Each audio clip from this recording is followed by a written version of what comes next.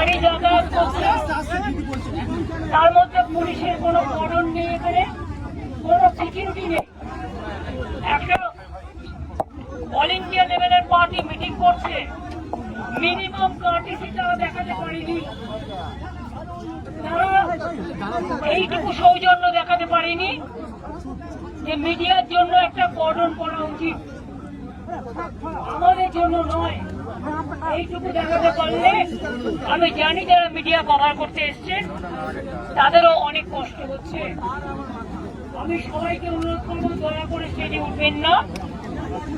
একে তো বর্ষাকাল, স্টেজের কাজ করা যাবে না, আর আমি এখানে বেশিক্ষণ থাকলে স্টেজের কাজও ব্যাহত হবে। একদিকে বৃষ্টি, কি হচ্ছে নাকি? প্লিজ আপনাদের কথাটা থামাবেন। আমাদের কর্মীরা তো চুপ করে গেছে, আপনারা একটু চুপ করুন দয়া করে। আমি আপনাদের বলি, কোর্টের পারমিশন থাকা সত্ত্বেও আমাদের এই স্টেজ ডেকোরেশন করবার জন্য অনেক দেরি করিয়ে দেওয়া হয়েছে। তা সত্ত্বেও গতকাল লোডশেডিংও করে দেওয়া হয়েছিল। এই প্রচন্ড বর্ষা, রাস্তায় জল জমে আছে, তার মধ্যে কিন্তু আমাদের করতে হচ্ছে কষ্ট করে। আদালতের রায় আমাদের দিয়েছে, তাই পারমিশনটা পাচ্ছি। আমরা আস্তে আস্তে দেখলাম অনেক পলিটিক্যাল পার্টি মিটিং বিভিন্ন মোড়ে মোড়ে হচ্ছে, তাদের পারমিশন দেওয়া যায়, শুধুমাত্র মমতা ব্যানার্জিকে পারমিশন দেওয়া যায় না, আর অল ইন্ডিয়া তৃণমূল কংগ্রেসকে পারমিশন দেওয়া যায় না। এটা কোন ধরনের রাজনীতি?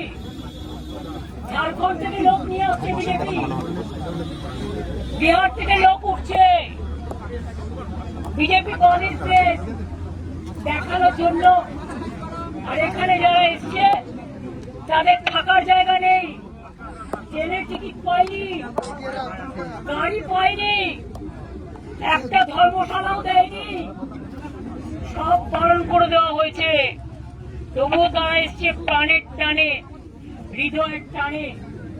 আমি সবাইকে বলবো, যারা তৃণমূল কংগ্রেস তৈরি করেছেন 98-এর 1 জানুয়ারি, 97-এ আউটডোর মিটিং এর পরে, তারা সবাই ভাই নো স্লোগান, ভাই যারা আপনারা স্লোগান দিন না, আমি চলে যাই। আমাদের কি স্লোগান দিতে বলেছি? আমি যে কথা বলছিলাম মাইকে শুনতে পাচ্ছে না, আসলে মাইকের একটা আমাদের ভুল হয়ে গেছে, ছিল এত ঝামেলার মধ্যে, আর পুলিশ কথায় কথায় এত ব্যারিকেড করছে যে এরা মাথা ঠান্ডা করে কাজটা পর্যন্ত ঠিক মতো করতে পারছে না। তা সত্ত্বেও আমি তাদের ধন্যবাদ জানাচ্ছি যে তারা করছেন। আমি আপনাদের বলবো, যদি চিৎকার করেন আমি কিন্তু স্টপ করে দেবো, কারণ আমার কিন্তু কোনো আপনাদের কাছে কথা বলার কোনো দায়বদ্ধতা নেই, আমি বলিও না আজকাল। আমি আপনাদের কাছে বলবো, আমরা যারা তৃণমূলটাকে বুকে করে রক্ষা করেছে এবং এই শহীদ দিবসের দিন বহু রাজনৈতিক দলে, অন্যান্য রাজনৈতিক দলের অনেক কর্মী, অনেক সম্প্রীতি পরায়ণ মানুষ, অনেক সংস্কৃতি পরায়ণ মানুষ, অনেক সাধারণ মানুষ এই দিনটা ধর্মতলায় যেতেন। আমরা ধর্মতলায় পারমিশন চেয়েছিলাম, দেওয়া হয়নি।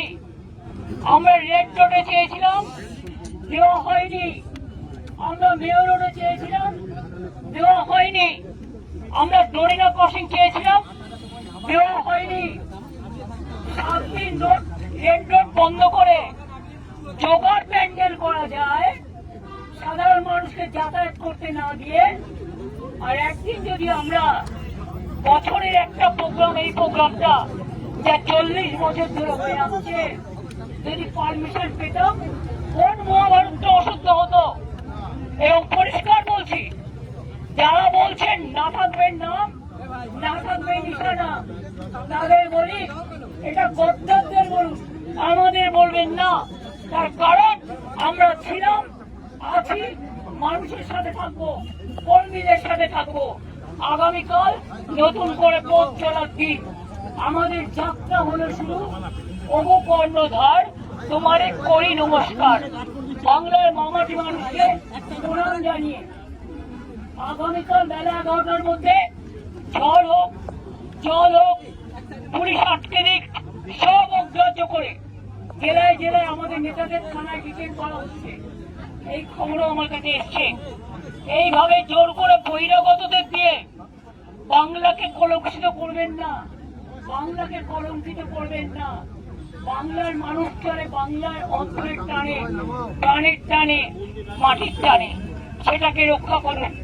আমি আবার আপনাদের বলি, প্রেস মিডিয়ার বন্ধুরা, আপনাদেরও দাঁড়ানোর জায়গা নেই, জলে ভিজছেন, বর্ষা হচ্ছে, আমাদের কাজও বন্ধ আছে, তাই তাদের কাজটা কমপ্লিট করার জন্য আমি আপনাদের সকলকে অনেক কৃতজ্ঞতা জানাচ্ছি যে আপনারা কষ্ট করে এসছেন, আবার কালকে আসবেন, আমন্ত্রণ রইল। হয়তো যত্ন করতে পারবো না, কিন্তু নিজেদের মতো করে আসবেন, নিজেদের মতো করে থাকবেন। আমি এটুকু বলে আপনাদের সকলকে আগামীকাল 11টার মধ্যে এখানে আসার জন্য আমি আমন্ত্রণ জানিয়ে যাচ্ছি। এবার আমি ডেকোরেটরদের অনুরোধ করব তারা যেন তাদের কাজ শুরু করেন, এবং এখানে কুণাল দোলা থেকে শুরু করে শোভনদা, ময়না, আমার এখানে বৈশা থেকে শুরু করে আমার উপাসনা, আমাদের প্রিয়াঙ্কা থেকে শুরু করে, পাপাই থেকে শুরু করে, ইমামি বাহাদুর থেকে শুরু করে, কৃষ্ণাও থেকে শুরু করে, অনেকে এখানে এসছে, বসের থেকে শুরু করে, সবাই বিরোধ থেকে শুরু করে, আমি সবাইকে বলবো আপনারা কাজটা দেখে নিন, কোনো যাতে অসুবিধা না হয়। আর প্রেস মিডিয়াকে বলবো রাত্রে যাতে এরা কোনো চক্রান্ত করতে না পারে, দয়া করে নজর রাখুন। ভালো থাকবেন, সুস্থ থাকবেন। আপনারা যে এতক্ষণ কষ্ট করে দাঁড়িয়ে আছেন, বিশেষ করে মহিলারা অনেক ধাক্কাও খেয়েছেন, কারণ ছেলেরা লম্বা থাকে, মেয়েদের হাইট ওদের তুলনায় কখনো কখনো একটু শর্ট হয়, তবে আবার মেয়েদের হাইটও ভালো হয়। কিন্তু সত্ত্বেও আমি দেখেছি আপনারা অনেক ধাক্কা খেয়েছেন পেছনের ধরে, তা সত্ত্বেও আপনারা অপেক্ষা করেছেন, আপনাদের অনেক ধন্যবাদ, অনেক কৃতজ্ঞতা। ভালো থাকবেন, আগামীকাল আবার দেখা হবে। আর আমি এই জায়গাটা ছেড়ে না গেলে এখানে ওরা কাজ শুরু করতে পারবে না, কারণ কর্মীদের আবেগ আপনারা বুঝতেই পারছেন। এই আবেগ অ্যারেস্ট করে, এই আবেগ টাকা দিয়ে, এই আবেগ বেচে দিয়ে হয় না, এটা প্রাণে, এটা ভয় দেখিয়ে হয় না, এটা প্রাণের আবেগ, এটা অন্তরের টান। আমি আমার সহকর্মীরা যারা থাকার জায়গা নেই, খাবার জায়গা নেই, দুটো খেতে পারিনি, গেলে টিকিট পাইনি, টিকিট দেওয়া হয়নি, সবকিছু ত্যাগ করে যারা এসছেন তাদের আমি অনেক ধন্যবাদ, কৃতজ্ঞতা জানাচ্ছি। এবং আগামীকাল যে নেতাই ফোন করুন না কেন, don't care, ignore the culprit, the criminals and the dacoits and the anti-social. Respect the democracy, the justice for the people. Even আমি আজকে কন্ডেম করছি, ডেইলি পুলিশ যে অ্যাট্রসিটিস করেছে, বিশেষ করে ককরোচের স্টুডেন্ট এবং ইউথদের ওপরে, এবং সুনামকে যেভাবে ফোর্সফুলি অনশন থেকে তুলে এনে দেওয়া হচ্ছে, আমি তার টোটাল ধিক্কার জানাই। এবং আমি 21শে জুলাই হয়ে যাওয়ার পর আমি ভেবেছিলাম ওদের অনশনটা চলবে, একবার যাবো, কিন্তু আমি শুনেছি ওদের ফোর্সফুলি ওদের অনশনটা উইথড্র করা হয়েছে। যাই হোক, তবু তাদের সাথে দেখা হবে, আমাদের সহকর্মীদের ছিল, থাকবে, আগামী দিনও আমাদের শুভকামনা থাকবে। অনেক অনেক ধন্যবাদ, নমস্কার।